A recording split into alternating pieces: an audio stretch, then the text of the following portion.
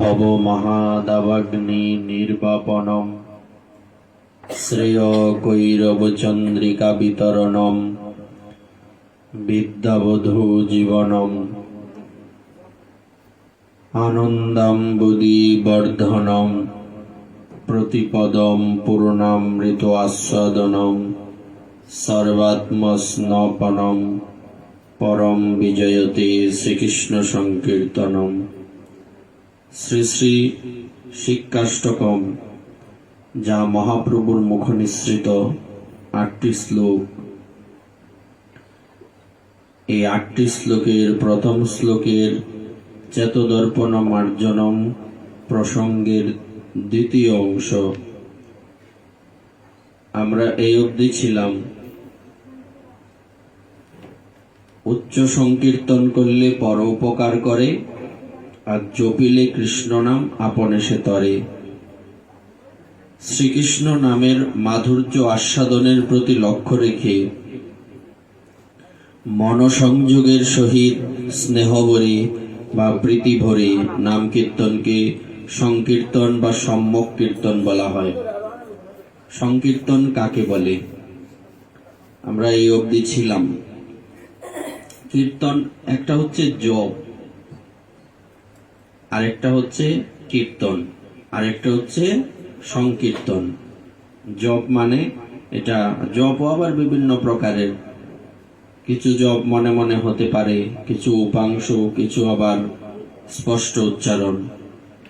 আবার কীর্তন, কীর্তন করা হাতে তালি দিয়ে কিংবা যন্ত্রের সহযোগে, এটা কীর্তন। আর অনেক ভক্তগণ মিলে বিশেষভাবে যখন ভগবানের নাম করা হয় সেটা হচ্ছে সংকীর্তন। এখানে দ্বিতীয় ভাগে বলা হয়েছে শ্রীকৃষ্ণ নামের মাধুর্য আস্বাদনের প্রতি লক্ষ্য রেখে মনসংযোগের সহিত স্নেহভরে বা প্রীতি ভরে নাম কীর্তনকে সংকীর্তন বা সম্যক কীর্তন বলা হয়।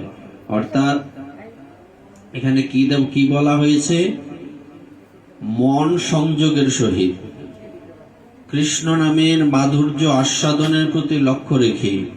কি করে কৃষ্ণ নামের মাধুর্য আস্বাদন করা যায়, কিভাবে কখন করতে হয়, এটা লক্ষ্য রেখে মন সংযোগ। কীর্তন শুধু বা জপ শুধু করলেই হবে না, এটা যখন মনের সাথে যুক্ত হবে, এখানে কিছু সূত্র হয় যে কোনটা প্রকৃত নাম আর কোনটা লোক দেখানো কিংবা এই কি বলে অসাবধানতায় নাম। এখানে স্পষ্টই বলা আছে মন সংযোগের সহিত, মনের সাথে সংযোগ করতে হবে, স্নেহ ভরে বা প্রীতি ভরে। যেমনি আমরা আমাদের সন্তানদের স্নেহ ভরে প্রীতি ভরে সেবা করি, তেমনি ভগবানের সেবাও তো প্রীতি ভরে স্নেহ ভরে ভালোবাসা দিয়ে করতে হয়।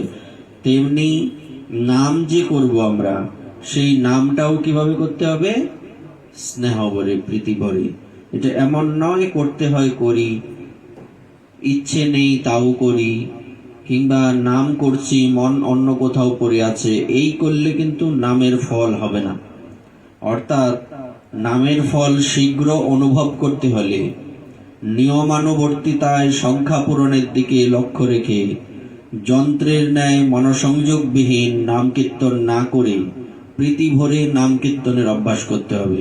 আমরা কিন্তু বলছিলাম সংখ্যা একটা আমাদের নির্দিষ্ট নিয়ম হয়ে গেছে, এটা এইরকম চলে এসছে ভেতরে যে নাম করতে হয় সংখ্যা, ওই মালাটাকে টানতে হয়, সাক্ষী মালা, ওইটা শেষ করব, তারপরে শেষ। কোন সময় শেষ করব, তাড়াতাড়ি হচ্ছে কি হচ্ছে না কেন, এইসব বাদ দিতে হবে। এখানে বলছে নামের ফল শীঘ্র অনুভব করতে হলে নিয়মানুবর্তিতায়, একটা নিয়মের মধ্য দিয়ে সংখ্যা পূরণের দিকে লক্ষ্য রেখে যন্ত্রের ন্যায় মনসংযোগ বিহীন। যদি যন্ত্রের ন্যায় আমরা নাম করি, যন্ত্রের ন্যায় বলতে ওই যে করতে হয় করি, যন্ত্র চলছে হরে কৃষ্ণ হরে কৃষ্ণ হরে কৃষ্ণ কৃষ্ণ হরে হরে হরে রাম কৃষ্ণ কৃষ্ণ কৃষ্ণ কৃষ্ণ, যন্ত্রের যন্ত্রের মতো যে বিষয়টা, এটা বাদ দিতে হবে। মনের সাথে যুক্ত নাই। ঘুম, আরেক জায়গায় কিরে অমুক তমুক, নামও করে কথাও কয়, এই নানা রকম সমস্যা, যে এটা কিন্তু প্রীতি ভরে করতে হবে। এইভাবে করলে নামের ফল হবে না। শ্রীমৎ ভাগবতে বর্ণিত আছে, এখানে শ্রীজীব গোস্বামী পাদ শ্রীমৎ ভাগবতের ৬ষ্ঠ স্কন্ধের ২য় অধ্যায়ের ২০ শ্লোকের টিকার মধ্যে বর্ণনা দিচ্ছেন। শ্রী ভগবান নাম গ্রহণম খলু দ্বিধা ভবতি কেবলত্বেন স্নেহ সংযুক্তেন চ তত্র পূর্বে নাপি প্রাপয়ত্যেব সদ্যস্তল্লোকম তন্নাম পরেণ চ তৎসামীপ্যমপি প্রাপয়তি ময়ি ভক্তিঃ ভূতানামৃতত্বায় কল্পতে দৃष्ट्वा यदासीन्महत् স্নেহ ভবতি নাম মদাপন ইতি তদ্বাক্যম। অর্থাৎ শ্রী ভগবান নাম গ্রহণ দুই প্রকারে হতে পারে। ভগবানের নাম কত প্রকারের হতে পারে? গ্রহণ করার কি, কেবল নাম গ্রহণ, আর একটা হচ্ছে স্নেহ সংযুক্ত নাম গ্রহণ। একটা হচ্ছে নাম করতে হয় করা, আর একটা হচ্ছে স্নেহযুক্ত নাম গ্রহণ। কেবল বা প্রীতিশূন্য নাম গ্রহণে নিরপরাধ ব্যক্তি সদ্যই ভগবত ধাম প্রাপ্ত হয়ে থাকেন, কিন্তু স্নেহ সংযুক্ত নামে ভগবত সান্নিধ্য বা ভগবত সেবা প্রাপ্তিও হয়ে থাকে। শ্রীকৃষ্ণ কুরুক্ষেত্রে সমাগতা ব্রজ গোপীগণের প্রতি বলেছিলেন, হে ব্রজ সুন্দরীগণ, আমার প্রতি ভক্তি জীবগণের অমৃতত্বের নিমিত্ত কল্পিত হয়। অতএব আমার প্রতি তোমাদের যে স্নেহ আছে তা আমায় বলপূর্বক আকর্ষণ করে তোমাদের নিকটে উপস্থিত করে। কেউ কারো কাছে যায় কেন? স্নেহের কারণে, ভালোবাসার কারণে। যেখানে লোক প্রীতি পায় না, ভালোবাসা পায় না, সেখানে যাবে কি? কখনোই যাবে না। তো ভগবান বলছেন, তোমাদের প্রীতি মাকা যে স্নেহ, এই আমার প্রতি যে তোমাদের ভালোবাসা, আমার প্রতি যে তোমাদের আকর্ষণ, সেটা আমাকেও আকর্ষণ করে নিয়ে আসে। কৃষ্ণকে সর্বাকর্ষক, কৃষ্ণ শব্দের অর্থ হচ্ছে যিনি সবাইকে আকর্ষণ করেন। কিন্তু যে কৃষ্ণ সবাইকে আকর্ষণ করেন, সেই কৃষ্ণকেও গোপীগণ তথা শ্রীমতী রাধারানী আকর্ষণ করেন। গোবিন্দের একটা নাম হচ্ছে মদন মোহন। মদন মানে কি? কামদেব। মোহন মানে মোহিত করেছে। যিনি কামদেবকে মোহিত করেছেন তার নাম হচ্ছে মদন মোহন। আর আরেকটা নাম আছে, যিনি মদন মোহন, ওনাকে যিনি মোহিত করতে পারেন, ওনার নাম হচ্ছে মদন মোহন মোহিনী, ইনি হচ্ছেন রাধারানী। তো গোবিন্দ সবাইকে আকর্ষণ করেন, কিন্তু এখানে গোবিন্দ বলছেন, তোমাদের আমার প্রতি যে প্রীতি, স্নেহ, যে ভালোবাসা, এটা আমাকে তোমাদের কাছে আকর্ষণ করে টেনে নিয়ে আসে। এই ভগবত বাক্যে ভগবানের প্রতি স্নেহ তাকে আকর্ষণ করার পরম উপায় বলে জানা যায়। এই শ্লোক দিয়ে আমরা কি পাই না, ভগবানকে যদি পেতে হয় তাহলে কি করতে হবে? স্নেহ ভরে তাকে ভালোবাসতে হবে, ডাকতে হবে। তদ্রূপ স্নেহপূর্বক বা প্রীতিপূর্বক নাম কীর্তনে শ্রীনাম নামীকে আকর্ষণ করে নাম উচ্চারণকারীর নিকটে মূর্ত করে দেন। অর্থাৎ স্নেহপূর্বক বা প্রীতিপূর্বক যদি কেউ হরিনাম করে, সেই হরিনামের প্রভাবে নামী অর্থাৎ ভগবান সেই নাম নামীকে আকর্ষণ করে যিনি নাম উচ্চারণ করছেন সেই ভক্তের কাছে মূর্তিমন্ত করে দেন, সাক্ষাৎ করিয়ে দেন। তাই প্রীতিপূর্বক নাম কীর্তন সম্যক বা কীর্তন। শ্রীমন মহাপ্রভু এই শ্লোকে সেই মহাশক্তিশালী শ্রীকৃষ্ণ নাম সংকীর্তনকে ৬০টি বিশেষণে বিশেষিত করেছেন। হরিনামের মহাপ্রভু কয়টি বিশেষণ করেছেন? আরো অনেক বিশেষণ রয়েছে, কিন্তু মহাপ্রভু একটা শ্লোকের মধ্যে সেই ৬০টি বিশেষ বিশেষণ দিয়েছেন। এই ৬০টিকে আবার ভাগ করলে অনেকগুলি ভাগ খুঁজে পাওয়া যাবে। প্রথমত, চেতদর্পণ মার্জনম, শ্রীকৃষ্ণ নাম সংকীর্তন চিত্তরূপ দর্পণের মার্জনকারী, আমরা কালকে বলেছি। বিষয় বাসনা দুষ্ট সংস্কার রূপ মলে কৃষ্ণ বহির্মুখ মানবের চিত্ত দর্পণ আচ্ছাদিত থাকায় বিভু বা ব্যাপক তত্ত্ব শ্রীকৃষ্ণ বা কৃষ্ণ ধামাদি তাহাতে প্রতিবিম্বিত হয় না। ভগবান বলেছেন যে গর্ভ যেমন জরায়ুর দ্বারা আবৃত থাকে, তেমনি কামের দ্বারা সাংসারিক ব্যক্তিগণ মোহিত হয়ে থাকেন, আবৃত হয়ে থাকেন, এজন্য তাদের দৃষ্টি খুলে না, তাদের দৃষ্টি সবসময় ওই অন্ধকারাচ্ছন্ন থাকে। তো এখানে বলছে আমাদের সেই বিষয় বাসনা দুষ্ট সংস্কার রূপ মলে কৃষ্ণ বহির্মুখ মানবের চিত্ত দর্পণ আচ্ছাদিত থাকায়, চিত্তরূপী দর্পণটা আচ্ছাদিত বিভিন্ন ময়লাতে, কালকে আমরা বলেছি এটা, বিভিন্ন ময়লাতে ঢাকা বা আচ্ছাদিত থাকায় বিভু বা ব্যাপক তত্ত্ব শ্রীকৃষ্ণ বা কৃষ্ণ ধামাদি তাহাতে প্রতিবিম্বিত হয় না। সেই আয়নার মধ্যে ভগবানকে দেখা যায় না, কারণ আয়নাটার মধ্যে কি আছে? ময়লা পড়ে আছে। দর্পণ যতই সমার্জিত হতে থাকে ততই সম্মুখস্থ বস্তুর প্রতিবিম্ব স্পষ্টতর হয়ে ওঠে। আয়নাটা বা দর্পণটা যত পরিষ্কার, যত সুন্দর পরিষ্কার হবে, তত স্পষ্ট দেখা যাবে আমি যা দেখতে যাচ্ছি। তদ্রূপ শ্রী হরিনাম সংকীর্তনে চিত্ত দর্পণ যতই মার্জিত হতে থাকে ততই শ্রীকৃষ্ণের রূপ গুণাদির মাধুরী তাতে প্রতিবিম্বিত হয়। অর্থাৎ তাহলে আমরা কি বুঝলাম? আমাদের হৃদয় রূপী যে দর্পণ, সেটা কিভাবে পরিষ্কার হবে, স্পষ্ট কি করে দেখা যাবে? হরিনামের মাধ্যমে। হরিনাম হচ্ছে একটা কিসের মতো? পরিষ্কার করার একটা দ্রব্যের মতো। হরে কৃষ্ণ হরে কৃষ্ণ ওই বলা হচ্ছে, আর কি হচ্ছে? এই দর্পণটা মার্জিত হচ্ছে। তবে সেটা কখন হবে, কিভাবে হবে? যখন আমি অপরাধ শূন্য হয়ে হরিনাম করব। এটা আমরা বিস্তারিত আগেও বলেছি। অপরাধ শূন্য হয়ে লহ কৃষ্ণ নাম। আমরা যখন অপরাধ শূন্য হয়ে হরিনাম করব, তখন সেই হরিনামটা আমাদের মধ্যে কাজ করবে। প্রথমে হচ্ছে অপরাধ শূন্য হয়ে হরিনাম করা, আর দ্বিতীয়ত হচ্ছে স্নেহপূর্বক নাম করা। প্রথম ধাপ হচ্ছে অপরাধ পাপ থেকে মুক্ত হয়ে হরিনাম, আর দ্বিতীয় ধাপে কি আসছে? স্নেহপূর্বক, ভালোবাসাপূর্বক। সেবাটা কিসের জন্য? তোমাকে ভালোবেসে সেবা। যেমনি করে তোমার সন্তান বা তোমার স্বামী বা কোনো যার জন্য রন্ধন করছো, তিনি কোন কোন জিনিসটা খেয়ে আনন্দ পান সেটা তুমি রান্না করো, এরকম হয়তো। দেখুন, কোনো ব্যক্তিকে যখন টাকা দিয়ে নিযুক্ত করা হয়, উনি রন্ধন করে দিয়ে আপনার বাড়ি থেকে চলে যাবেন, ওনার লক্ষ্যটা কি? ওনার মানসিকতাটা হচ্ছে, আমি যদি রান্না ভালো না করতে পারি আমাকে চাকরি থেকে বের করে দেওয়া হবে। আর মা যখন সন্তানের জন্য রান্না করে, তখন না, আমার রান্নাটা ভালো না হলে আমার সন্তান খেয়ে আনন্দ পাবে না। দুটোর মধ্যে পার্থক্য আছে কিনা?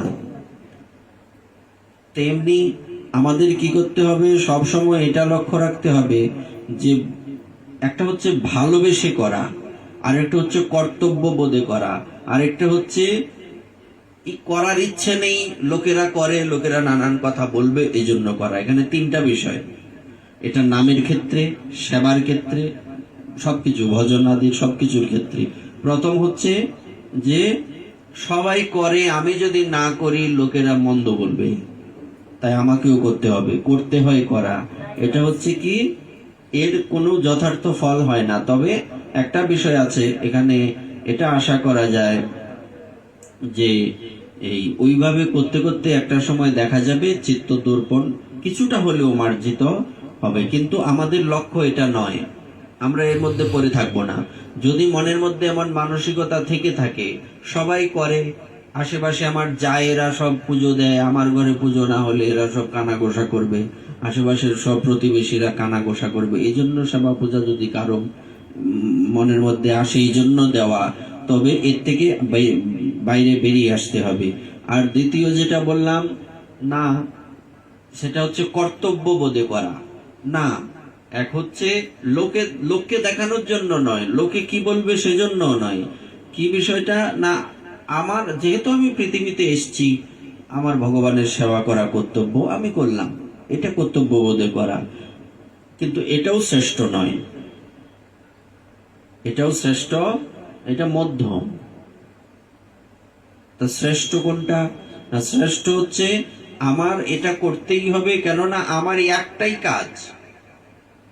ভক্তের লক্ষ্য কি? আমার একটাই কাজ, ভগবানের প্রীতি সাধন করা, তার সেবা করা। তাকে সুখ দেওয়া। সুতরাং আমি কেন করব? আমি তাকে ভালোবাসি তাই করব, যেখানে কোনো হেতু নেই। ভক্তি দুই প্রকারের হয়, একটা হলো হইতুকী ভক্তি, আর একটা হচ্ছে অহৈতুকী ভক্তি।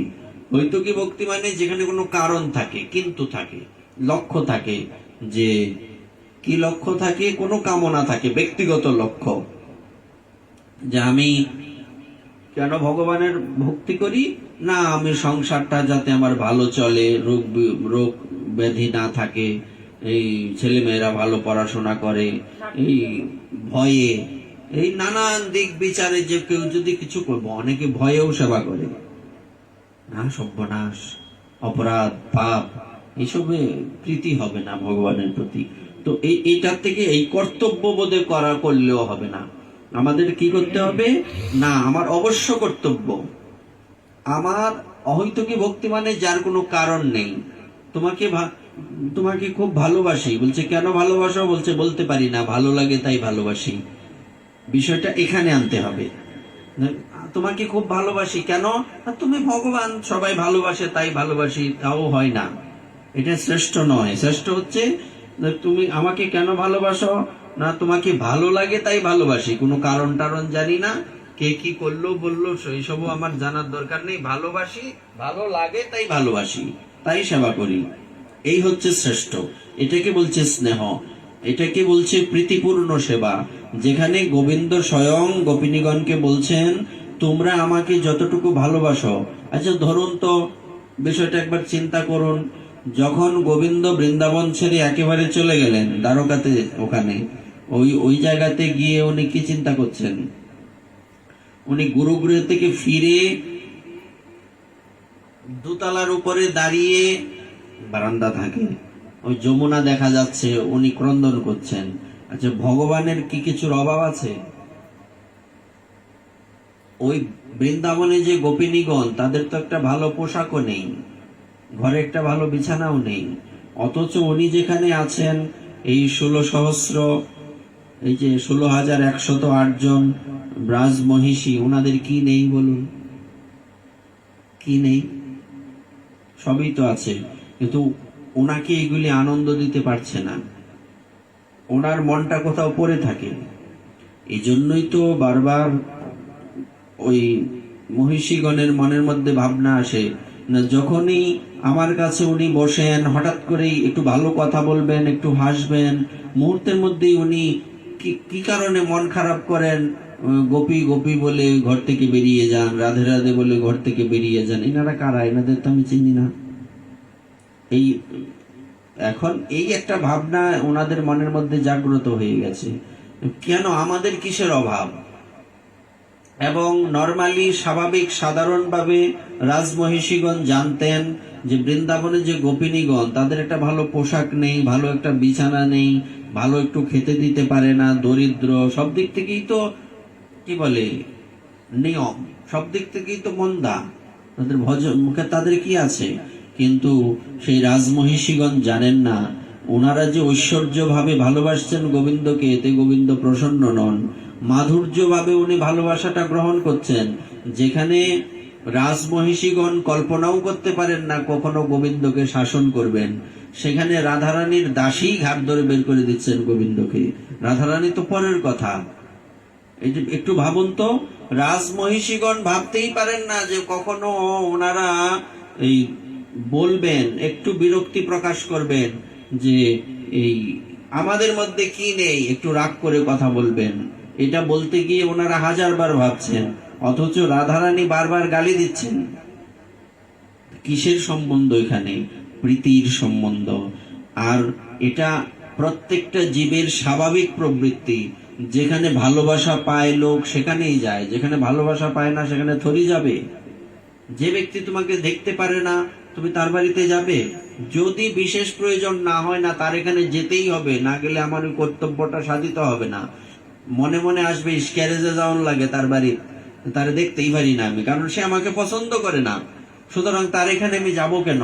অথচ যিনি আমাকে ভালোবাসেন, ইনি যদি গালিও দেন, প্রিয়া যদি করে মান, করে তারণ ভৎসন, বেদস্তুতি হতেও মহার হরে মন, গোবিন্দ বলছেন, রাধারানী সহ গোপিনীগণ বা আমার ভক্ত যিনি আমাকে মাধুর্যভাবে ভজনা করেন, সেই ভক্ত যদি আমাকে গালি দেন, সেই গালিতে আমি এত প্রসন্ন হই, বেদের স্তুতির দ্বারাও এত প্রসন্ন হই না। এবার চিন্তা করুন বিষয়টা।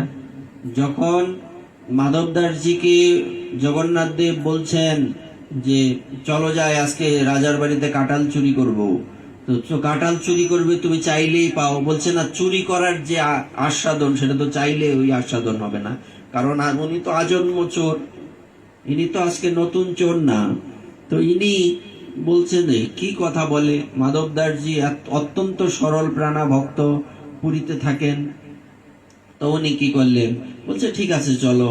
গেলেন, বলছে শোনো তুমি উপরে উঠবে আর আমি নিচে দাঁড়িয়ে থাকবো, তুমি কাঁঠালটা হাতে নিয়ে উপর থেকে ফেলবে, আমি হাত ধরে নেব, নিচে পড়তে দেব না। বলছে দেখো কিন্তু যদি নিচে পড়ে শব্দ হবে, এমনিতেই ওয়াল টপকে এখানে এসেছি, দেয়াল টপকে, রাজার বাড়ির উদ্যান বলে কথা, তো এখানে কত সৈন্যরা আছে, যদি একটু এদিক সেদিক হয় তাহলে তো মান সম্মানের প্রশ্ন। বলছে তুমি এসব চিন্তা করো না, তুমি গাছে উঠো। মাধব দাসজি গাছে উঠেছেন, উঠে কাঁঠালটা হাতে নিয়ে যেই নিচে ফেলে দিয়েছেন, আর গোবিন্দ ধরেনি, জগন্নাথ দেব ধরেননি, ফেলে দিয়েছেন, শব্দ হয়েছে কে কে কে, রে রে করে শব্দ করে ছুটে এসছে। গোবিন্দ তো চলেই গেছে, এখানে নাই, ধরা খেয়ে গেছে মাধব দাসজি। তো সবাই তাকে বাঁধতে প্রয়াসী হয়েছেন। এই মুহূর্তে রাজা এসে বলছেন, আরে কি কি করছো তোমরা, এনাকে তো আমি চিনি, ইনি শুদ্ধ ভক্ত, ওনাকে জিজ্ঞেস করা হোক কেন উনি করেছেন। তো আপনি চাইলে পেয়ে যেতেন, আপনি কেন চুরি করতে এসছেন।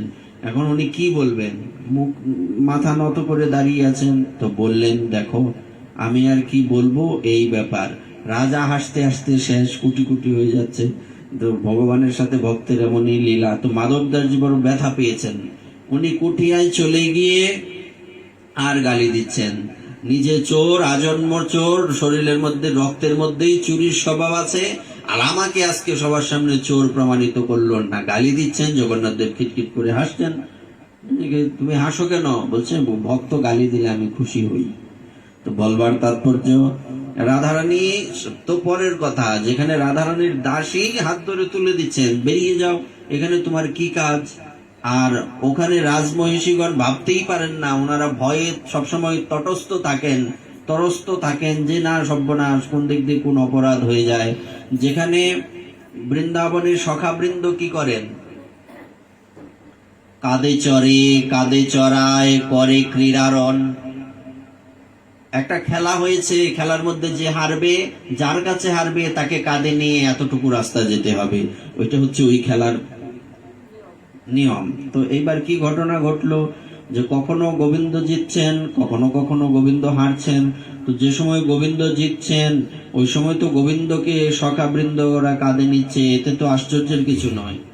কিন্তু যখন গোবিন্দ হেরে যাচ্ছেন তখন সখাবৃন্দকে যেভাবে কাঁধে করে নিয়ে যাচ্ছেন, কাঁধে চড়িয়েছেন, দুটো পা গোবিন্দের বুকের দুপাশে আছে, এখানে চরণ দুটি ধরে আছেন, হাঁটছেন, এটা তো আশ্চর্য হওয়ারই কথা। তুমি আমি বলছে, তুমি কোন বড় লোক, তুমি আমি সম, এটা হচ্ছে সখ্য প্রীতির বৈশিষ্ট্য। তুমি কিসের বড়, তুমি আর আমি সমান। অথচ এই সখ্য প্রীতি যখন উদ্ধবের সাথে, উদ্ধব কখনো ভাবতে পারেন গোবিন্দকে এটু খাওয়াবেন, কখনো উদ্ধব ভাবতে পারেন যে গোবিন্দের কাঁধে চড়বেন, স্বপ্নেও কখনো কল্পনা করতে পারেন না। যে উদ্ধব গোবিন্দের প্রসাদী ছাড়া কিছুই গ্রহণ করেন না, উনি যখন বৃন্দাবনের ব্রজবাসীদের খবর নিতে এসেছিলেন তখন উনি কি করেছিলেন, উনি গোবিন্দের সব প্রসাদী দ্রব্য পরে তারপরে গিয়েছিলেন। ইনি কখনো ভাবতে পারেন যে গোবিন্দকে নিজের এটু খাওয়াবেন, কখনোই নয়। কিন্তু ভগবান এতে খুশি না। দেখুন, কেউ যখন ভগবানকে ভগবান ভাববে, ভগবান তাতে খুশি হন না। কেন খুশি হন না, এটা কেমন না, ভগবান মানে দূরত্ব, এটা সম্বন্ধটা কেমন, অনেক দূরের। কি কয় ভগবান, যখন একই, হয়তো সমান, হয়তো কেউ গোবিন্দের বড়, এরকম অবস্থা থাকুক, সখাদের সম্বন্ধ কি সমান সমান, মাতা পিতার সম্বন্ধ কি গোবিন্দ ছোট আর মাতা পিতা বড়, আর ব্রজ গোপিনীদের কথা তো বলাই বাহুল্য, ওনাদের যে মাধুর্য আস্বাদন এখানে সবই আছে, স্নেহ, প্রণয়, মান, তারণ, বৎসন সব আছে। সব পঞ্চভাবের বাকি চারটি ভাব এবং মাধুর্য ভাব, এই পঞ্চভাবের সমাহারেই তো মাধুর্যের মধ্যে আছে। মাধুর্যের মধ্যে শান্ত ভাব আছে, মাধুর্যের মধ্যে দাস্য আছে, মাধুর্যের মধ্যে সখ্য আছে, মাধুর্যের মধ্যে বাৎসল্য আছে। কিন্তু বাকিগুলির মধ্যে আপনি মাধুর্য পাবেন না। শান্তের মধ্যে তো মাধুর্য নাই, ছিটে ফোটাও নাই। দাস্যের মধ্যে তাও নাই, হালকা আছে কিনা সন্দেহ আছে। আর সখ্য প্রীতি, বাৎসল্য প্রীতি, যে মাধুর্যের কথা আমরা বলছি, পতিসম, কিংবা ওই যে এই গোপিনীগণ সবসময় গোবিন্দকে কি ভেবে ভালোবাসছেন, কি প্রাণনাথ, এই শব্দটা তো এই সখ্য প্রীতিতে আসে না। এটা তো এই মাধুর্য কি বলে বাৎসল্য প্রীতিতে আসে না। তো ওখানে কিসের মাধুর্য? নাই তো মাধুর্য। তো সুতরাং এখানে আমাদের এটা বলবার উদ্দেশ্য হচ্ছে, আমরা যদি কর্তব্যবোধে নাম করি, সেই নামটা কিন্তু ওইভাবে কাজে আসবে না। আর এই আরেকটা তো লিস্টের মধ্যেই নেই, সবাই করে, করি, না করলে লোকে মন্দ বলবে, এটা তো আগে আরো একদম নিচের দিকে। তো সবচেয়ে বড় বিষয় হচ্ছে নাম কেন করতে হয় না, নামই তাকে পাওয়ার একমাত্র মাধ্যম। আগে এই বিশ্বাসটা হৃদয়ে আনয়ন করতে হবে। যদি তাকে পেতে হয় নামটাকেই গ্রহণ করতে হবে। যদি তাকে পেতে হয় নামটা ছাড়া আর দ্বিতীয় কোনো কিছু নেই।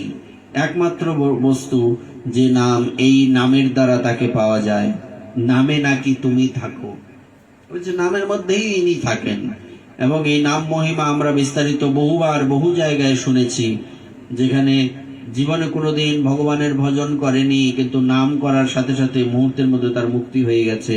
কিংবা অজামিলের কথা যদি বলি, বলছে নাম যদি কেউ বলছে সাংকেতম, পারিহর্ষম, স্তবনম, হেলনম এববা, এখানে চারটি বিষয় বলা আছে। কেউ যদি সংকেত করে নাম করে, তুমি তোমার সন্তানের নাম কৃষ্ণ, তুমি কৃষ্ণ কৃষ্ণ বলছো, এতেও নামের কৃপা হবে। পরিহাস চলে যদি কেউ করে, কেউ কারো কৃষ্ণ নাম করার ইচ্ছে নেই, কিন্তু কৃষ্ণ নাম কেন করছে? পরিহাস করছে, উপহাস করছে। যেমন ভক্তদের দেখলে অভক্ত অসুর টাইপের যারা একটু টিটকারি করে না, এটা পরিহাস, হরে কৃষ্ণ ফাইজলামি করলো, এটা হচ্ছে পরিহাস চলে, এতেও কৃপা হবে। তারপরে বলছে স্তবনম, এখানে বলছে যে এক জায়গায় কি হচ্ছে, ধরুন একটা নাটক হচ্ছে, নাটকের মধ্যে ওখানে ভগবান বিষ্ণু রয়েছেন। তো বিষ্ণু ভগবানের ভক্ত দেবর্ষি নারদ, দেবর্ষি নারদের ভূমিকায় যেজন আছেন, তিনি কোনোদিন নারায়ণের নাম করেননি। তিনি নারায়ণ নারায়ণ বলবেন কিনা, ওখানে বলা হচ্ছে কিনা? অভিনয়ের ক্ষেত্রে নারায়ণ নারায়ণ টিভিতে আমরা দেখি, বিভিন্ন সিরিয়ালে। তো এটা হচ্ছে স্তবম, স্তবনম। এটা হচ্ছে কি রকম বলছে, এতেও কৃপা হবে। তারপরে হচ্ছে হেলনম এববা, কেউ যদি হেলায় শ্রদ্ধায় নিলে নাম পুরে রে ভাই মনস্কাম, আছে না? কেউ যদি হেলায়ও হরিনাম করে তাও কৃপা হবে। কিন্তু আমাদের লক্ষ্য কি চারটের একটাও? আমাদের লক্ষ্য হচ্ছে এর থেকে বাইরে বেরিয়ে আসতে হবে। এটার থেকে তো বাইরে আসবই, তারপর যে কর্তব্য বোধে উনি ভগবান তাই করতে হয় এবং করা উচিত, এটাও আমাদের মনে যাতে না থাকে। এর থেকে আরো উপরে যেতে হবে আমাদের। সেটা হচ্ছে যে নামই একমাত্র তাকে পাওয়ার রাস্তা, এবং তাকেই দরকার আমার, আর কাউকে দরকার নাই। একমেব অদ্বিতীয়ম, দ্বিতীয় কেউ নেই, দ্বিতীয় নাস্তি, কাউকে প্রয়োজন নেই। তো এই মানসিকতা নিয়ে যখন কেউ স্নেহ ভরে হরিনাম করবে, তখন সেই নামটা প্রেম দান করবে। শ্রীমন মহাপ্রভু এই শ্লোকে সেই মহাশক্তিশালী শ্রীকৃষ্ণ নাম সংকীর্তনকে, আর এটা তো বললাম, 60টি বিশেষণে বিশেষিত করেছেন। 60টি বিশেষণের প্রথমটা কি? চেত দর্পণ মার্জনম। তো এখানে আমরা কি পেলাম দেখুন,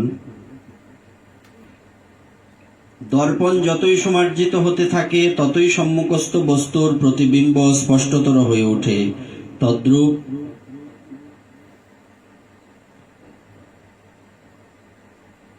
তদ্রূপ শ্রী হরিনাম সংকীর্তনে চিত্তদর্পণ যতই মার্জিত হতে থাকে ততই শ্রীকৃষ্ণের রূপ গুণাদি মাধুরী তাতে প্রতিবিম্বিত হয়।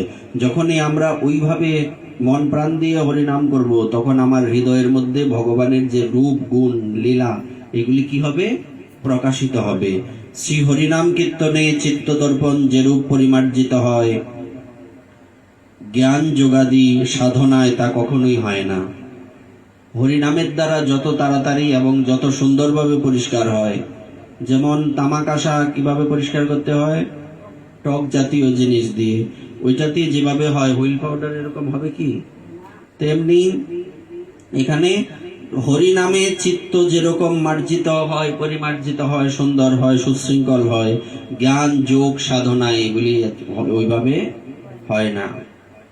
কীর্তনাদেব কৃষ্ণস্য বিষ্ণুরমিত তেজস দুরিতানি বিলিয়ন্তে তমাংসিগ দীনোদয়ী নান্নত পশ্যামি যন্তু নাম বিহায় হরিকীর্তনম সর্বপাপ প্রশমনম প্রায়শ্চিত্তম দ্বিজোত্তম। পদ্মপুরাণ বলছেন, হে দ্বিজোত্তম, অমিত তেজা ভগবান শ্রীকৃষ্ণের নাম কীর্তনেই দিবাগমে অন্ধকারের ন্যায় দুরিত রাশি বিনাশপ্রাপ্ত হয়ে থাকে। যেমনি করে সূর্যদেব প্রকটিত হলে কি হয়? অন্ধকার দূরীভূত হয়। তো ভগবানের নাম করলেও আমাদের হৃদয়ের অন্ধকার ওইভাবে দূরীভূত হয়ে থাকে। শ্রী হরিনাম কীর্তন ব্যতীত অতি সহজে জীবের সর্বপাপাদি প্রশমনের অপর কোনো প্রায়শ্চিত্ত নেই, আর কোনো দ্বিতীয় রাস্তা নেই। সর্বপাপ পাপ প্রশমন রূপম প্রায়শ্চিত্তমন্নত ন পশ্যামি অন্যস্য সবাসন পাপক স্বপন শক্তি। সনাতন গোস্বামীপাদ বলছেন, হরিনাম সংকীর্তনে যেরূপ বাসনার সহিত সর্বপাপাদি প্রশমিত হয়, এমন অন্য কোনো সাধনই হয় না। অর্থাৎ অন্যান্য প্রায়শ্চিত্ত, আচ্ছা ধরুন আপনি কি করলেন, আপনি কোনো পাপ করেছেন, পাপের প্রায়শ্চিত্ত করে না, প্রায়শ্চিত্তের পুজো করে না। বলছে প্রায়শ্চিত্তে পাপ যায়, যায় না এরকম নয়, কিন্তু পাপের বাসনাটা যায় না। মানে সহজে যদি বোঝানো হয়, একটা গাছ, এটাকে আমি কাটলাম, কোথায় কাটলাম? নিচের থেকে কেটে দিলাম, কিন্তু গোড়াটা রয়ে গেল না, ওই গোড়ার থেকে আবার গাছ জন্মাবে। তো প্রায়শ্চিত্তে পাপ যায়, কিন্তু পাপ করার বাসনাটা যায় না, ওটার থেকে আবার পাপ হবে। তো আমাকে কি করতে হবে? গোড়া শুদ্ধা, বাসনা মানে কামনা বাসনা, কিংবা পাপ পাপ করার যে একটা স্পৃহা, পাপ করার আসলে ভগবানের কাজ করার দিকে আমাদের মন তো কম যায়, পাপ করার দিকে মন বেশি যায়, এটাকে বলছে পাপ বাসনা। বোঝা গেল না? বলছে প্রায়শ্চিত্ত করলে পাপটা যায়, কিন্তু পাপ করার যে বাসনাটা রয়ে গেল না, এটা যায় না। আবার করবে তুমি পাপ, তোমাকে করাবে পাপ, কিন্তু তো কি করতে হবে? গোড়াটা শুদ্ধা, আমাকে ওই বৃক্ষকে, পাপরূপী বৃক্ষকে উপড়ে ফেলতে হবে, তাহলে দ্বিতীয়বার আর হবার কোনো সুযোগ নেই। তো এখানে বলছে হরি নাম করার মাধ্যমে যখন পাপ যাবে, তখন পাপের বাসনাটাও, পাপ করার যে ইচ্ছাটা, এটাও নষ্ট হয়ে যাবে। ওই ইচ্ছার মধ্যে ভগবত ভজনের ইচ্ছা চলে আসবে, সেবার ইচ্ছা চলে আসবে। নিখিল সাধনার ফল লাভের প্রথম বা মূল স্তরই হচ্ছে চিত্তশুদ্ধি। চিত্তশুদ্ধি ব্যতীত কোনো সাধনাতেই কিছু ফল লাভ করা যায় না। চিত্তশুদ্ধি করতে হবে আগে, ওই যে চেতদর্পণ মার্জনম। চিত্তশুদ্ধি না হলে আপনার সাধনার পরিপূর্ণ ফল আপনি লাভ করতে, সাধনাই তো হবে না। আমার চিত্তটা যদি শুদ্ধ না হয়, আমি যে কর্মটা করব এটার যথার্থ ফল কি আমি লাভ করতে পারবো? এজন্য চিত্ত শুদ্ধ করতে হবে। চিত্ত শুদ্ধি ব্যতীত সাধনার ফল হয় না। জ্ঞানাদি সাধন অনলের ন্যায় মলনাশের সহিত চিত্তটিকেও দগ্ধ করে ফেলে। অর্থাৎ জ্ঞান যোগ, কর্মযোগ এইসব কি করে? চিত্ত শুদ্ধ করে, কিন্তু চিত্তটাকে একদম পুড়িয়ে দেয়। তো পুড়িয়ে দিলে ওই চিত্তের থেকে যে আপনার কি বলে, এই ধরুন কোনো কিছু আপনি সহজে বললে কিভাবে বোঝা যায়? যে আচ্ছা, একটা হচ্ছে প্রাকৃতিক ভাবে রান্না করা, আর একটা হচ্ছে কারেন্টে রান্না করা। দুইটার স্বাদ কি একরকম? হ্যাঁ, বাটা মশলা আর এই ব্লেন্ডারের মধ্যে দিয়া এই যে মশলা পেশায়, এদের কি স্বাদ একরকম হয়? কেন হয় না? লাকড়ির চুলার রান্নার স্বাদই তো আলাদা, তাই নয় কি? আচ্ছা, এটার সাথে এটা যায় না, কিছুটা যায়। তো বিষয়টা হচ্ছে এরকম, আপনি জ্ঞান সাধনা করবেন, আপনি ঘন্টার পর বছরের পর বছর এই যে তপস্যা করে যাচ্ছেন, শরীরেরও ক্ষতি আর হৃদয়টা তখন শুষ্ক হয়ে যায়। হৃদয়টা মূলত ভগবানকে পেতে গেলে আমাদের হৃদয়টা কি হতে হবে? কোমল এবং রসালো। রস যেখানে নাই, ভগবান এখানে নাই। তো জ্ঞানের সাধনার মধ্যে রস কই? রসকস কিচ্ছু আছে না। তো হৃদয়টাকে ওই জ্ঞানের সাধনা পুড়িয়ে দেয়, জ্বালিয়ে দেয়, শক্ত করে দেয়। তো ওই শক্ত জায়গায় ভগবান আসতে পারবেন না। তো ওই শক্তটা হবে না কি করলে? হরিনামের মাধ্যমে, ভগবত সেবার মাধ্যমে যখন আপনি নিজের চিত্তকে শুদ্ধ করবেন, তখন আপনার চিত্ত শুদ্ধ হবে, আবার চিত্তটা ভগবানের বসবার স্থানও হবে। এটা শুকিয়ে পুড়ে একদম কাঠ হয়ে যাবে না, পাথর হয়ে যাবে না। বিষয়টা হচ্ছে এরকম। একমাত্র নাম সাধনা গঙ্গা জলের ন্যায় চিত্তকে ধৌত করে শুদ্ধ ও স্বচ্ছ করে থাকে। নাম কীর্তনকারীর সহজে চিত্তশুদ্ধির অপর একটি মূল্যবান হেতু রয়েছে। কৃষ্ণ ভক্ত সাধু মহাত্মাগণ ভগবান নাম প্রিয়। আচ্ছা, আপনি কৃষ্ণ ভক্ত, আপনার বৈশিষ্ট্য কি? হ্যাঁ, আপনি কৃষ্ণ ভক্ত, আপনার প্রধান এবং বিশেষ বৈশিষ্ট্য কি? আমাদের গুরুদেব একদিন একটা কথা বলেছিলেন, যেই ব্যক্তি 24 ঘন্টার মধ্যে 24 ঘন্টায় হরি নাম করতে পারবে না, সে কখনো বলতে পারবে না আমি সাধু। হ্যাঁ, 24 ঘন্টায় হরি নাম করা যাবে। আপনি ঘুমিয়ে হরি নাম করেন, আমি নিজে শুনেছি ঘুমিয়ে হরি নাম করতে, আমি নিজের চোখে দেখেছি। 24 ঘন্টায় হরি নাম। আমাদের গুরুদেবের সাথে আমরা থেকেছি, রাত্রে হঠাৎ উনি হরিনাম ওনার চলছে। বাবা কি উঠে বললেন, আমি কাছে গেলাম, বিভোর ঘুম, কিন্তু হরিনাম চলছে, বিভোর ঘুম। তো এখানে এই যে বিষয়, এমনকি মালার অপেক্ষা নেই তখন। মালা নেওয়ার তো মহাপ্রভু কি মালা নেওয়ার সময় পেতেন? ওই সুযোগ ছিল, তাই না? তো বলবার অর্থ হচ্ছে, কৃষ্ণ ভক্ত সাধু মহাত্মাগণ ভগবত নাম প্রিয়, ভগবানের নাম প্রিয়। নাম ছাড়া আর ওনারা কিছু বুঝেন না। কারো মুখে ভগবান নাম শ্রবণ করলে তারা অতিশয় আকৃষ্ট হন এবং নাম কীর্তনকারীর প্রতি কোথাও সাক্ষাৎভাবে, কোথাও বা অলক্ষিতভাবে কৃপা বর্ষণ করে থাকেন। অর্থাৎ আমাদের আরেকটা বিশেষ লক্ষ্য থাকলে ভালো হয়, সেটা হচ্ছে আমাদের লক্ষ্য থাকতে হবে যে কোন সাধুকে হরি নাম শ্রবণ করানো যায় কিনা, বিষয়টা লক্ষ্য করবেন। যে কোথাও গেলে দেখবেন কোন সাধু উনি বসে ভজন করছেন, আপনি ওখানে বসে বসে এমন ভাবে হরি নাম করবেন আপনার নামটা ওই সাধুর কানে যাচ্ছে। এতে কি হবে, ওনার ভেতর থেকে অটোমেটিক কৃপা আপনার ভেতরে প্রবিষ্ট হয়ে যাবে। না, কেন অপরাধ? ভগবানের নামে কোনো অপরাধ হয়? কোনোদিনই না, কোনোদিনই হবে না। তো এখানে কি বলা আছে, কারো মুখে ভগবানের নাম শ্রবণ করলে তারা অতিশয় আকৃষ্ট হন, কে? সাধুগণ, এবং নাম কীর্তনকারীর প্রতি কোথাও সাক্ষাৎভাবে, কোথাও বা অলক্ষিতভাবে কৃপা বর্ষণ করে থাকেন। তাই আমাদের লক্ষ্য থাকবে সাধুদেরকে ভগবানের নাম শ্রবণ করানো। ওই যে একটা কথায় বন্দনায় আছে না, বৈষ্ণব বন্দনায়, যে একাকী আমার নাহি পায় বল হরি নাম সংকীর্তনে, তুমি কৃপা করি শ্রদ্ধা বিন্দু দিয়া দেহ কৃষ্ণ নাম ধনে। এটার অর্থটা কি?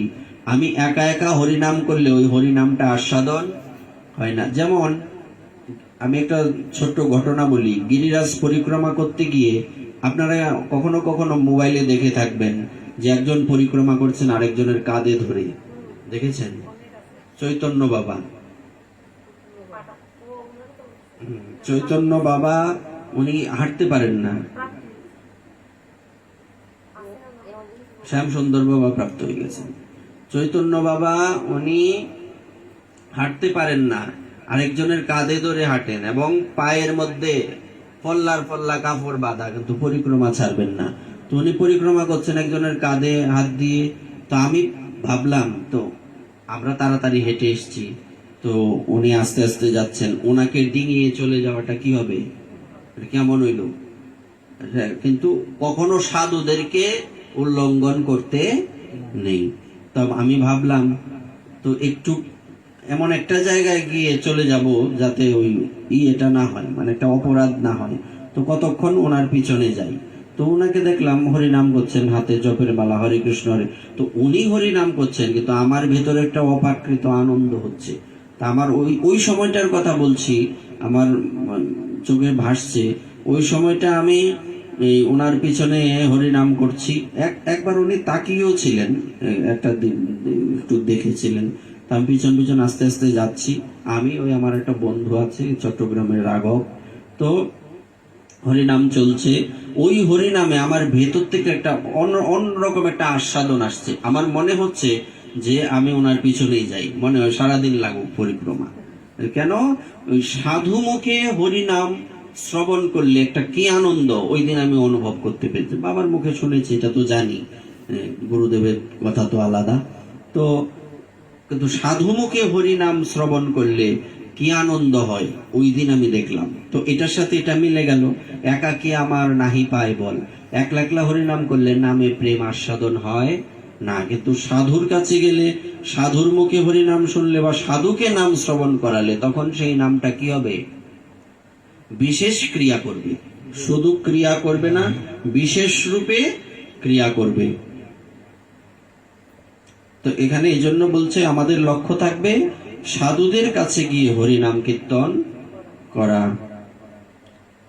এভাবে মহৎ কৃপায় নামে শ্রদ্ধা সঞ্জাত হয় এবং শ্রী গুরুপাদ্য সমাশ্রয়ের প্রয়োজনীয়তার উপলব্ধি হয়। দেখুন তো কথাটা মিলছে কিনা, দুটো শব্দ এখানে আসছে।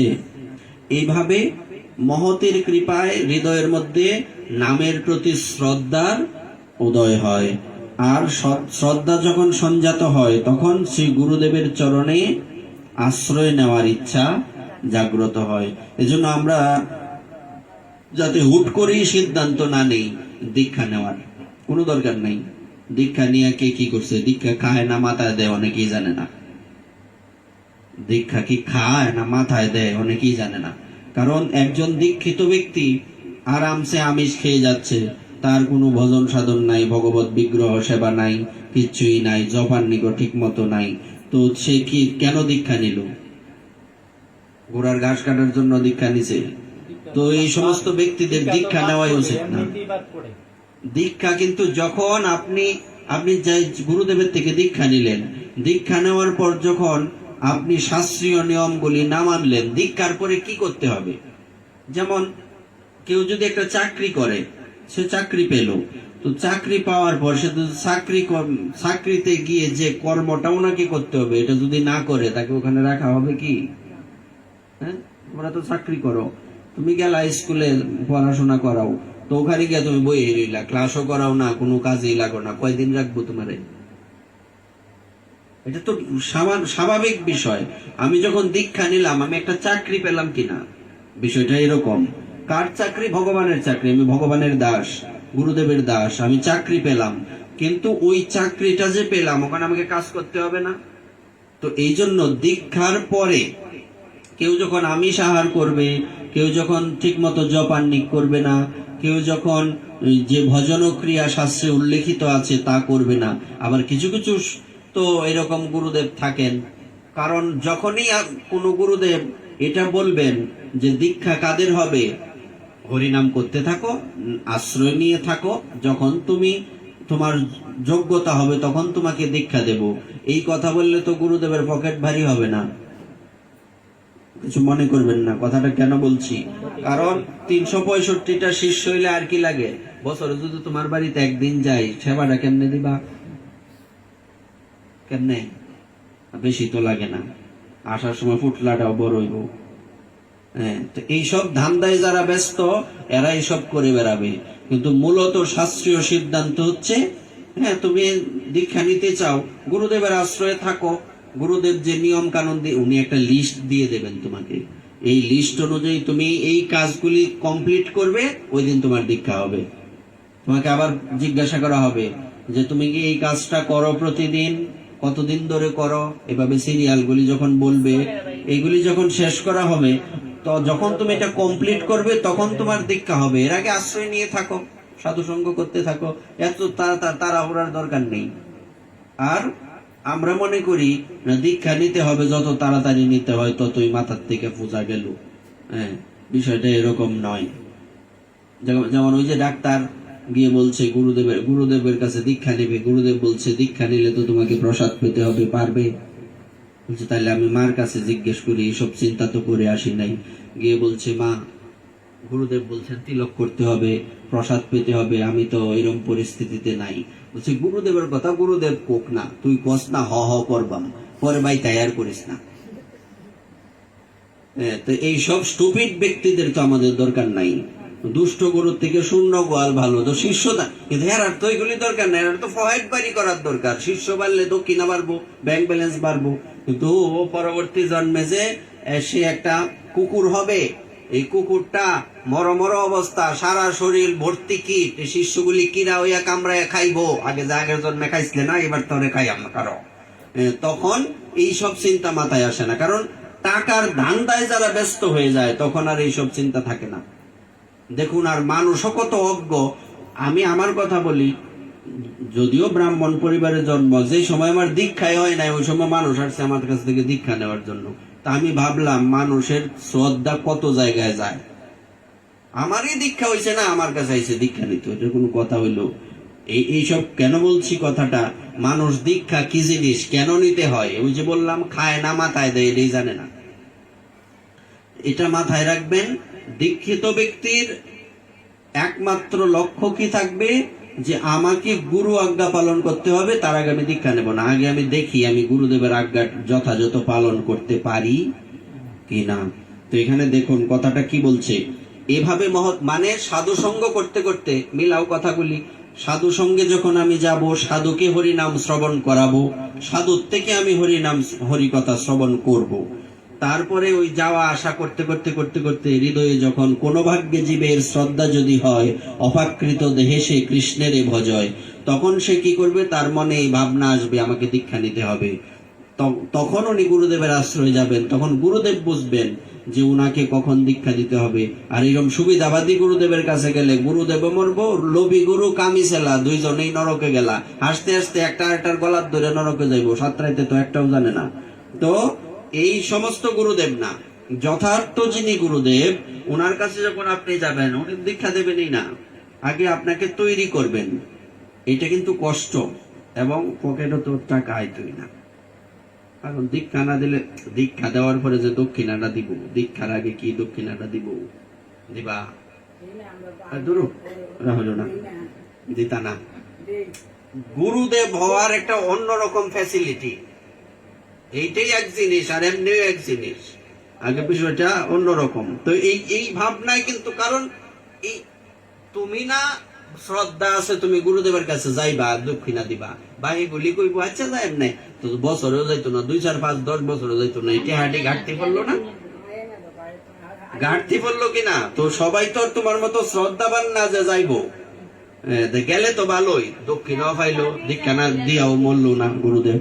কিন্তু এরকম তো কয়জন হইব, 1001 হইতো না। তো তুমি তো 999 জনের আড়াই লাইছো না। থেকে সাবধান, এই সমস্ত গুরুদেবের থেকেও সাবধান, এই সমস্ত শিষ্যদের দীক্ষা দেওয়ার আগে সাবধান, গুরু শিষ্য বইকে সাবধানে থাকতে হবে।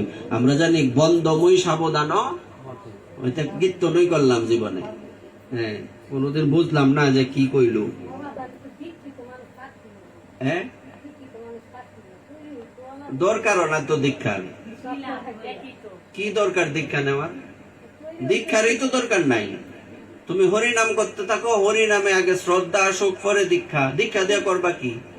বরং দেখো বলছে অদীক্ষিত ব্যক্তির কি হবে, তার কই জায়গা হবে বলা যায় না, এটাই তো কথা। তার নরকে অগতি নাই, এরকম লেখা আছে না? দীক্ষিত ব্যক্তির অদীক্ষিত ব্যক্তির জল মূত্র সম, আর তার হাতের অন্ন হলো 20টা সম। হ্যাঁ, তো যিনি দীক্ষা নিছে কিন্তু কর্ম করে না, তার হাতের জল কি গুরুদেব খা? লাভ হইল কি? যে লাভ এই কদু নামে না আলগা হয়েছে, কিন্তু দুইটার অর্থ তো একই, এই অন্ন এই ভাত, পার্থক্য তো নাই। এই জন্য বলবার অর্থ হচ্ছে দীক্ষা নেওয়াটা মুখ্য নয়, ভজনটা ঘর করা হচ্ছে মুখ্য। হ্যাঁ, তো এটা তো শাস্ত্র তাই আমাদের বললেন। এই জন্য আমাদের সবসময় কি করতে হবে, এই বিষয়টা মাথায় রেখে চলতে হবে। তাহলে আমরা আবার বলি কথাটা, যেখানে কি দেখলাম, যে যখন আমাদের কি হবে, সাধু সঙ্গ হবে, সাধুর মুখে হরি কথা হরি নাম শুনবো, সাধুকে হরি নাম শ্রবণ করাবো, তারপরে কি হবে, তখন আমার নামের প্রতি, ভগবানের প্রতি শ্রদ্ধা উদিত হবে। তখন আমি বুঝবো যে দীক্ষা নিতে হবে আমাকে, গুরুকরণ না করলে হবে না। তখন আমি গুরুদেবের কাছে যাব, গুরুদেব আমাকে তখন দেখবেন, পরখ করবেন। হরিভক্তি বিলাসে লিখিত আছে, যদিও পুরাণের কথা, এসব লিখিত আছে যে মিনিমাম গুরুদেব শিষ্যকে এবং শিষ্য গুরুদেবকে 1 বৎসর পরখ করবেন যোগ্য কিনা। গুরুদেবকেও শিষ্য বিচার করে দীক্ষা নেবেন, যে আমি যে শিষ্য হব, যে পরবর্তীতে তো সুযোগ নাই। তা আমি দীক্ষা নেওয়ার আগে আমাকে চিন্তা করতে হবে যে আমি শিয়ালের ঠ্যাঙ্গে ধরবাম না বাঘের ঠ্যাঙ্গে ধরবাম, নাকি গাদার ঠ্যাঙ্গে ধরবাম। এসব তো আমার বিচার করে করতে হবে। যে নিজেই সংসারের জ্বালায় আবদ্ধ জ্বলতাছে, হেরে মা বাবা গো টেহা দেও অমুক গো, নিজেই জ্বালায় জ্বলতাছে, তোমার সুমারেছে জ্বালার থেকে মুক্তি দিব কেমনে? এই জন্য সবসময় আমাদের মাথায় রাখতে হবে, যিনি সংসার বন্ধনে আবদ্ধ, ইনি আমাকে মুক্ত করতে পারবেন না। এই জন্য তো গুরুদেবকে হতে হবে মুক্ত, মুক্ত পুরুষ। এই জন্য চতুর্দিকে খুঁজে দেখবেন, একটু ভালো করে খুঁজবেন যে একজন মুক্ত পুরুষের শিষ্য কেমন হয় আর একজন বদ্ধ পুরুষের শিষ্য কেমন হয়। কি বৃক্ষ, তোমার নাম কি? চোখের সামনে সব দেখতে পাবেন। তো এটা মাথায় রাখতে হবে আমাদের। তারপর অনন্তর তিনি শ্রী গুরুপাদ পদ্ম সমাশ্রয় পূর্বক ভজন সম্পদ লাভ করবেন। ভজন কি কি বলছে? ভজন কি এর সম্পদ? ভজন কি এর সম্পদ? না কায়ে তাহন লাগে এরম আছে, এরপরে আরো টেহা জাগা দক্ষিণা দেউন লাগে, ভজন সম্পদ হইল কেমনে? হ্যাঁ, বলছি ভজন সম্পদ বলেই তো সম্পদ কি করতে হয়? রক্ষণাবেক্ষণ। কই রক্ষণাবেক্ষণ করলাম? দীক্ষার সময় গুরুদেব আমাকে যে নিয়মগুলি দিয়েছেন, এটা আমার জন্য কি সম্পদ। তো সম্পদ কই আছে? কাগজ কই আছে? গুরুদেব কই আছে? আমি কই আছি? হ্যাঁ, চোখকে দেখি না, সব শেষ। তো কাজেই এগুলোর থেকে আমাদের বেরিয়ে আসতে হবে। ভক্তি শাস্ত্রে এই অবস্থা ভজন ক্রিয়া নামে অভিহিত হয়ে থাকে। ভক্তিপথে এটাকে বলে ভজন ক্রিয়া। হ্যাঁ, এই আমাদের তাহলে কি করতে হবে? এই জন্য চৈতন্য চরিতামৃতে লিখিত আছে, কৃষ্ণ ভক্তি দূরে রহু, সংসার না যায় ক্ষয়, মহৎ কৃপা বিনা কোনো কার্য সিদ্ধ নয়। মহতের কৃপা বিনা হবে না। ছোট্ট দৃষ্টান্ত দিয়ে বিশ্রাম দিচ্ছি। আপনারা ভরত মহারাজের নাম শুনে থাকবেন, যিনি প্রথম জীবনে বহু বৎসর কি করেছিলেন? রাজত্ব পালন করে নিজের সন্তানকে রাজা করে দিয়ে তপস্যা করতে গেলেন, যেটা বর্তমানে নেপাল গণ্ডকী নদীর তীরে পুলহাশ্রম, ওখানে যেখানে শালগ্রাম শিলা পাওয়া যায়। তো ওখানে সেই পাহাড়ের উপরে ওখানে উনি তপস্যা করতে গেলেন। তপস্যায় ওনার সিদ্ধি হয়েছে, কিন্তু হরিণের প্রতি আকর্ষণ হওয়ার জন্য পরবর্তী জন্মে হরিণ হলেন।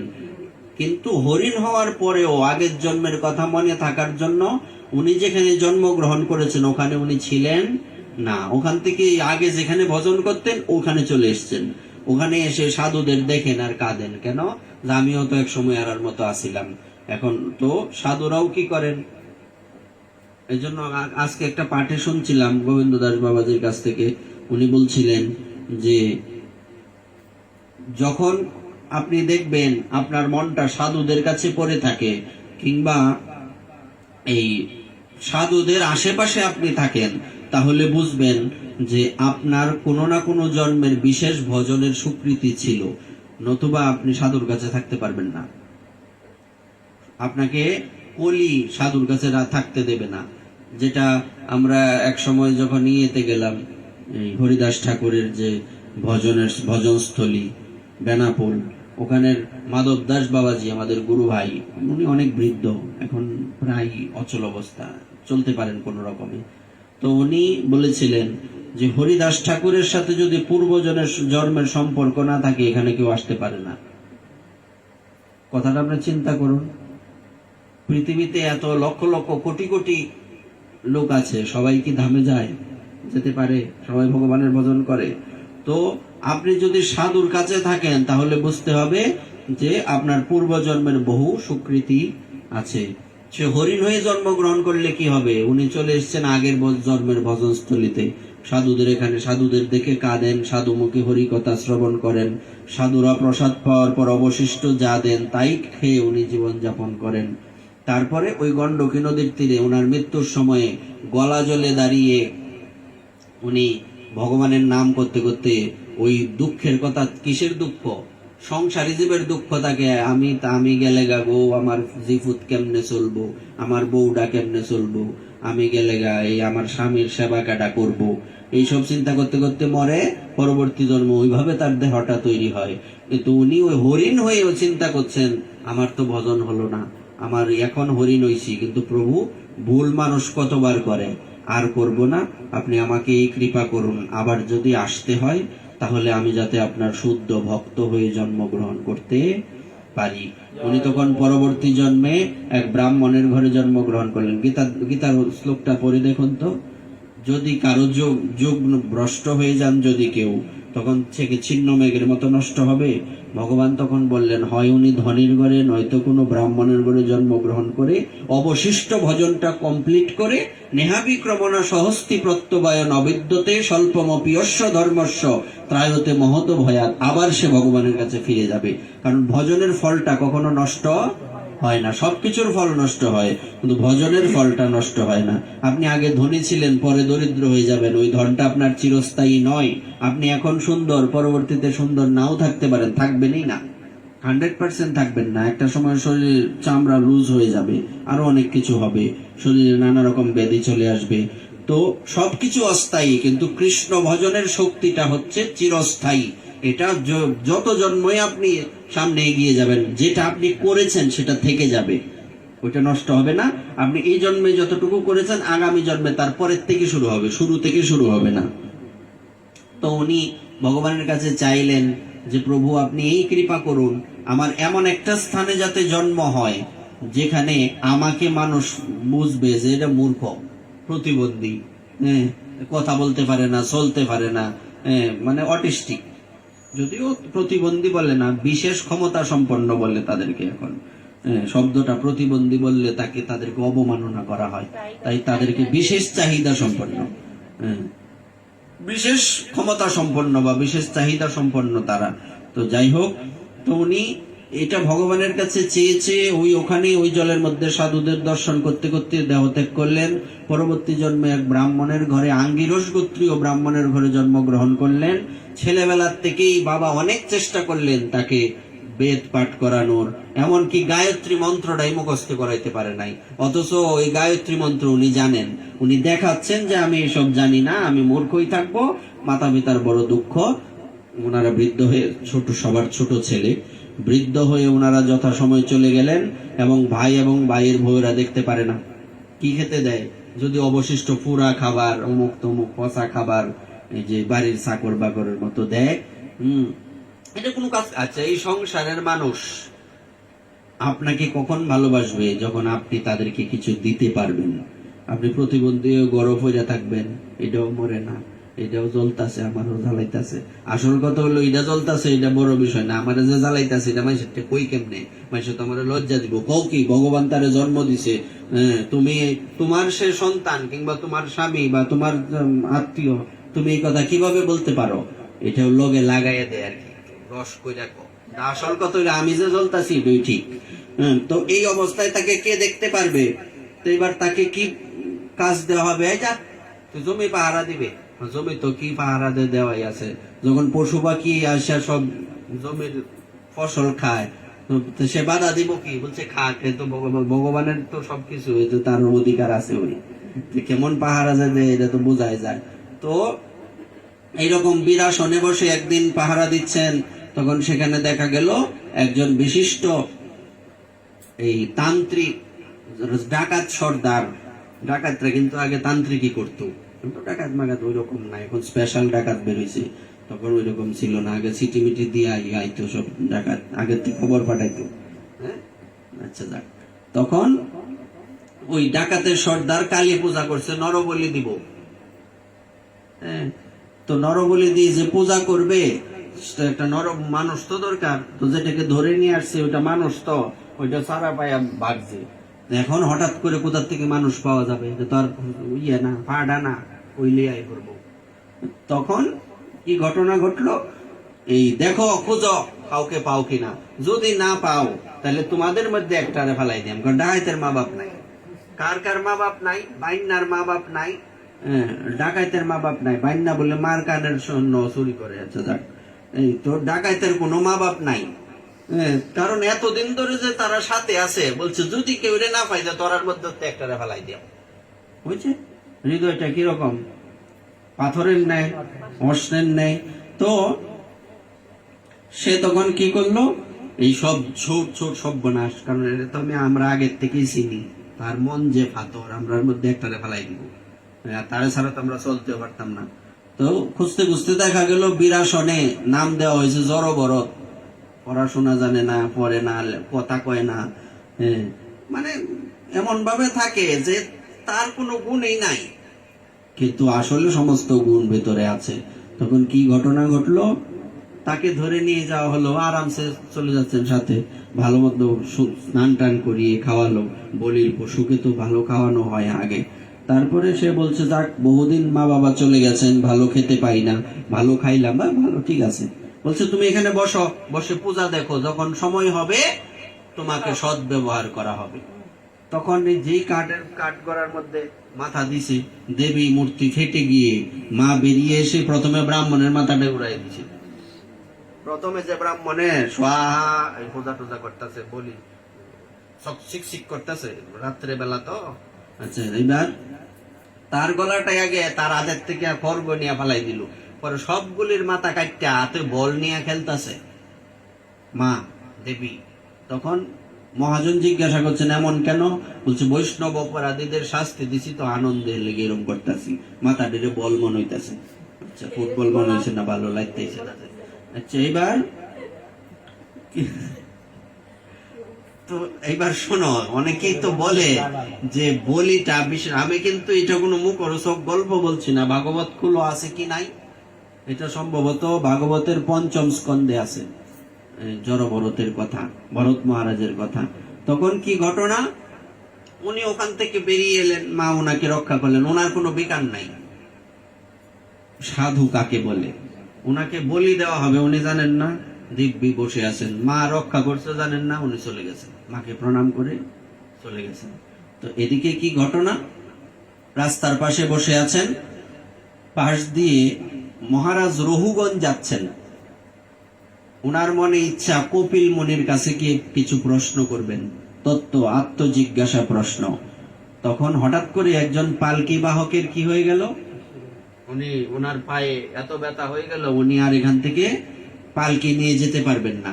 তো একজন বাহক যদি না থাকে পালকিটা চালানো যাবে কি? এটা তো একটা নিয়ম থাকে।